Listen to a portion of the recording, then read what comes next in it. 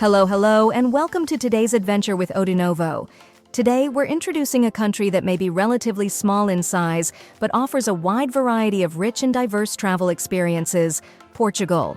If you're planning your first trip to this destination, this video will definitely be a big help. Part 1. A brief introduction to captivating Portugal.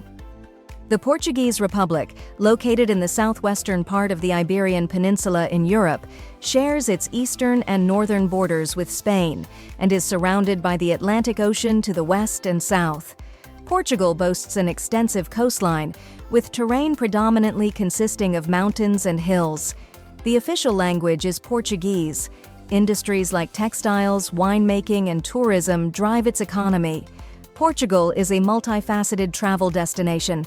Its maritime history, exquisite wines, passion for football, tranquil towns, stunning churches, delicious seafood cuisine, romantic coastlines and islands, breathtaking palaces, and iconic bridges are just some of the highlights this country has to offer. Whether you're seeking a leisurely lifestyle, planning a romantic honeymoon, or organizing a family reunion, Portugal has something for everyone. Part 2. Top things to do for first-timers. For your first trip to Portugal, we highly recommend focusing on these two cities and their surrounding areas as your main travel destinations. Lisbon, the capital of Portugal, a hilly coastal city famous for its colorful houses adorned with graffiti, and Porto, the origin of Portugal's name, a UNESCO World Heritage City. This area brings together some of Portugal's most iconic attractions. Up next, we'll highlight the top 10 experiences to help first-timers uncover the charm of this region. Number 1. Torre de Belém and Padrão dos Descobrimentos. The Padrão dos Descobrimentos is a tribute to Portugal's age of exploration during the 15th and 16th centuries and is one of Lisbon's most famous landmarks.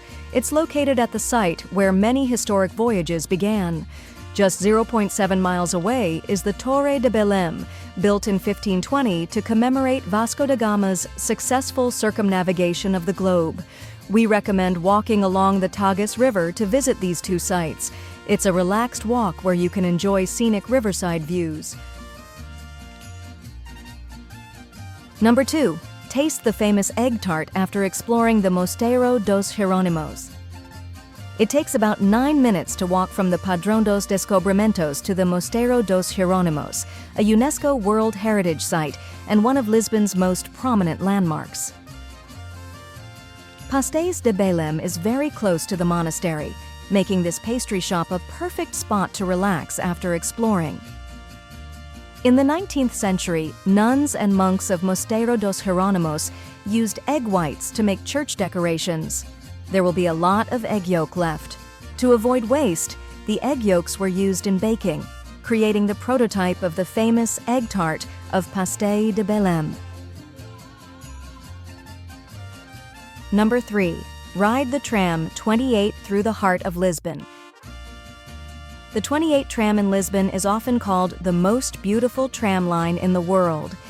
Anyone who's ridden it will tell you that this journey feels like traveling through time, packing the essence of Lisbon into just over an hour. From Martim Moniz to Campo de Urique, Prazeres, this tram passes by many famous landmarks. Need some tips? To avoid the crowds, it's best to avoid the morning and afternoon rush hours. If you have the time, consider purchasing the Lisboa card, which offers unlimited travel on trams, buses, and the metro, along with discounts on some attractions. Number 4. Step into a fairy tale world at Pena Palace. Pena Palace, one of the most iconic examples of romantic architecture in Portugal and Europe, was built in the 19th century. It combines Gothic, Renaissance, Moorish, and Neo-Manueline styles, featuring a vibrant color palette of yellow, red, and blue that exudes artistic charm. The palace is rich in intricate details, with exquisitely designed window frames, carvings, and reliefs. Perched atop the Sintra Mountains, Pena Palace offers breathtaking views of the town of Sintra, the surrounding forests, and even the distant Atlantic Ocean. Located in Sintra, Pena Palace is close to Lisbon, about 15 miles away, making it easy to reach by car or train. After exploring Pena Palace, take some time to wander around Sintra town. Its cozy cafes, restaurants, taverns, charming shops, and street performers create a relaxing and romantic atmosphere. Number 5. Escape to the westernmost point of mainland Europe. Cabo de Roca holds a unique geographical significance as the westernmost point of mainland Europe. A stone monument there has become a popular photo spot for visitors. The inscription on the monument reads, "Onde a terra se acaba e o mar começa," where the land ends and the sea begins. Cabo de Roca is not far from Sintra or Lisbon and has convenient transportation. Whether exploring with attractions around Sintra or taking a short trip from Lisbon is ideal. Just decide according to your preference. If time permits, you can also visit Cascais, a seaside town that's just a 20-minute drive away. Cascais is known for its leisurely vibe, romantic charm, and stunning waterfront restaurants. Don't miss Boca do Inferno, a dramatic coastal cliff with natural rock formations where you can witness the awe-inspiring sight of waves crashing against the cliffs. Number 6. Excursion to Óbidos, Nazaré, and Fátima. In the morning, start from Lisbon and drive about an hour to Óbidos, a well-preserved medieval town with cobblestone streets and whitewashed houses. While you're there, don't miss the local sour cherry liquor called ginginha, traditionally served in a small chocolate cup. You can drink the liquor and then eat the cup. Before noon, drive about 40 minutes to Nazaré, famous for its giant waves and beautiful beaches. Enjoy a delicious seafood lunch while taking in the ocean views. In the afternoon, head to Fátima, one of the world's most famous religious pilgrimage sites, renowned for the apparitions of the Virgin Mary. The sanctuary of Fátima is the main attraction here. In the evening, return to Lisbon, or you can continue exploring other nearby attractions the following day. Number 7. Marvel at the precious heritage of Tomar and Coimbra. Both Tomar and Coimbra are located in central Portugal, midway between Lisbon and Porto, about a 1 to 2 hour drive from each. If you're coming from Fátima, it's even more convenient.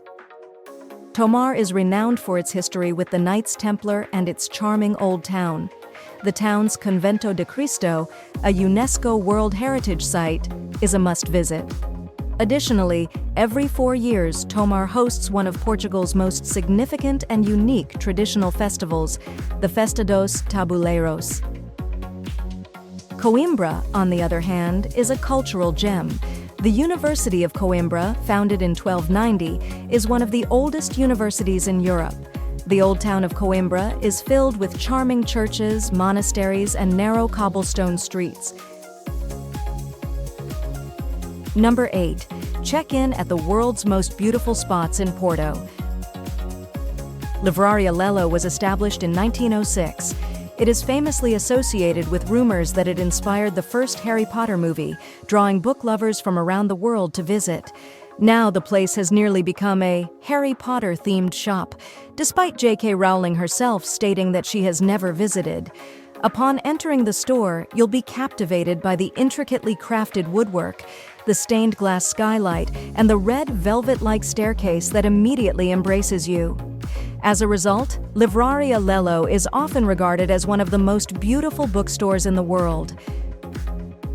A short 10-minute walk from Livraria Lello will take you to São Bento station, often hailed as one of the most beautiful train stations in the world.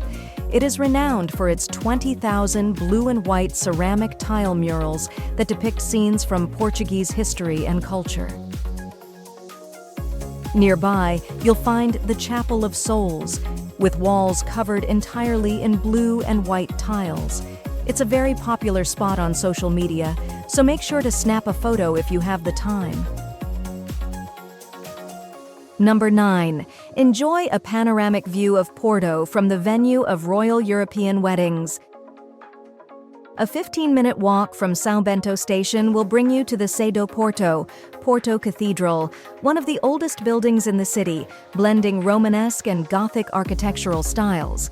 This cathedral has hosted several royal weddings in Europe. Situated at the highest point of the old town, it offers a stunning panoramic view of the Douro River. After visiting the cathedral, take a leisurely stroll through the narrow streets of the old town to immerse yourself in the rich history of Porto. Number 10. Wine tasting, amidst the picturesque scenery of Douro Valley. A 90-minute drive from Porto will take you to Douro Valley, renowned for its breathtaking terraced landscapes. These terraces, hand-carved by generations of hard-working farmers, were created to make the most of the limited land available for grape cultivation. During the harvest season in autumn, the entire valley transforms into a golden sea, complemented by the crystal-clear river reflecting the blue skies and white clouds, making it feel like you're standing in a living oil painting. In Douro Valley, you can join a wine tasting tour at one of the many vineyards. Tours generally follow this sequence: a visit to the vineyards, the winemaking facilities, the wine cellars, and finally, wine tasting. Part 3. How to plan your itinerary. This depends on how much time you plan to spend in Portugal. If you want to visit all the places mentioned above, you'll need at least 8 days in the country. Here's a suggested itinerary. Day 1, explore Lisbon. Day 2, travel from Lisbon to Óbidos, then to Nazaré, and stay overnight in Fátima. Day 3, depart from Fátima, visit Tomar and Coimbra, then arrive in Porto for the night. Day 4, visit the Douro Valley. Day 5, explore the city of Porto. Day 6, visit Sintra and Cabo da Roca. Day 7, return to Lisbon and explore the places you missed on Day 1. Day 8, departure. This is a well-rounded classic itinerary perfect for first-time visitors. If you have less time, you can adjust the plan accordingly. For example, 4 to 5 days, focus on Lisbon and a nearby town or two. This will give you a satisfying experience without feeling rushed. 6 to 7 days, visit both Lisbon and Porto, along with hot spots in between. Part 4.